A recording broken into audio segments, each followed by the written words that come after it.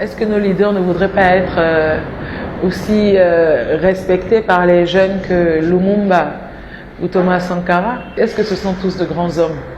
Est-ce qu'ils ont envie de sortir tous par la grande porte de l'histoire? Il y en a beaucoup qui ont fait le choix de l'argent, il y en a beaucoup qui ont fait le choix du luxe, il y en a beaucoup qui ont fait ces choix-là. Ils ont peur de mourir. De toute façon, on va tous mourir. Est-ce que mourir pour son peuple, c'est une belle mort?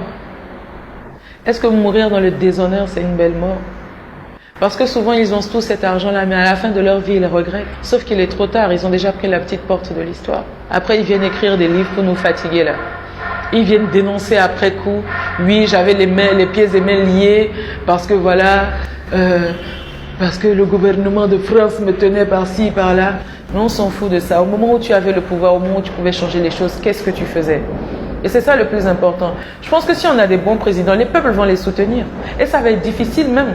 Si on a des présidents qui expliquent que, écoutez, aujourd'hui on a découvert du pétrole dans le pays, et puis maintenant ils veulent réveiller telle rébellion, ils veulent réveiller tel mouvement, ou bien il y a une armée qui est à nos portes. Les peuples vont s'unir. Donnez-nous l'information. On n'est pas bêtes. Aujourd'hui on a compris quels sont les enjeux. Qu'ils nous parlent. Mais avant de pouvoir nous parler, avant qu'on soit solidaires d'eux, il faut qu'ils travaillent pour nous. Il faut qu'on arrête avec ces histoires de président, le père de la nation. Moi, j'y crois pas en ça. C'est pas mon père. Moi, je sais très bien c'est qui mon père. C'est mon employé. Un président, il est là pour servir les intérêts du peuple. C'est-à-dire qu'on a placé quelqu'un qu'on pensait qui était le plus à même de pouvoir gérer nos intérêts à nous tous. Donc, c'est notre employé. Nous l'employons. Si nous ne payons pas nos impôts, si nous ne payons pas nos redevances, lui, il ne sera pas payé. La plupart des opposants qui sont là, ils sont juste opposants au fait qu'ils ne sont pas au pouvoir. Ils ne sont pas opposants à des politiques. Parce que quand ils se retrouvent au pouvoir, ils ont les mêmes comportements que les comportements qu'ils dénonçaient avant. C'est des bouffons, quoi. Franchement, c'est des bouffons. Moi, je vous dis la vérité, hein, je ne crois plus dans ces gens-là, en fait. Parce qu'à chaque fois qu'il y a une petite opportunité, on voit comment ils transhument, il y a la transhumance, on voit comment ils sont affairistes, eux aussi, ils dénoncent des choses, mais après ils sont aussi dans des histoires pas claires, tu sais pas, ils sont bizarres. Et en plus, c'est des gens qui se disent que je sais pas au nom de quoi, eux ils méritent plus que quelqu'un d'autre d'être président. C'est comme si c'est un droit. Franchement, tous ces gens-là, ces politocars-là, ils nous ont pris en otage. C'est ça la vérité, ils nous ont pris en otage. Donc, il y a plein de peuples dans plein de pays qui n'ont plus confiance en leurs oppositions.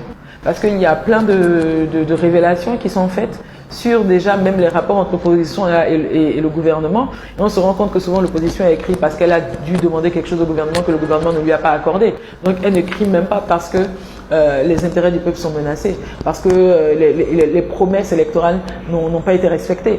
Nous avons besoin d'un vrai leader d'opinion. On avait besoin de quelqu'un qui vienne pour travailler. Il faut qu'on ait des présidents patriotes en Afrique. Voilà. On nous tient par la peur. Il faut qu'on arrête d'avoir peur. Et de plus en plus de jeunes commencent à prendre conscience.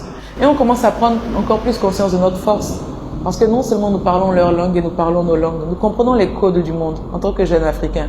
Tellement tout le monde nous envahit là. Nous comprenons tous les codes et nous devons nous en servir comme richesse. N'ayez pas peur. Aujourd'hui, personne ne veut de l'Africain, mais tout le monde veut de l'argent de l'Afrique. On ne veut pas de nous, mais on veut de notre argent, on veut de nos richesses. Ce qui me fait rire, c'est que la dernière fois, je regardais une émission française là sur l'immigration clandestine, où les gens disaient « Ouais, l'immigration d'accord, mais choisie. » Mais ton gouvernement fout la merde dans mon pays. Et tu veux pas que je vienne? Mais je vais venir. Je vais venir avec tout mon village, même si possible. Parce que tu as, comment on appelle ça, tu as balkanisé mon pays, tu as transformé mon pays en enfer sur terre, et tu veux pas que je vienne? Mais je suis les richesses de mon pays. Tu viens, tu pilles là où mon diamant, mon pétrole, mon uranium part là. Mais je suis à la trace les richesses de mon pays. À un moment, il faut qu'on soit conséquent. Et il faut que les autres peuples aussi soient solidaires des Africains.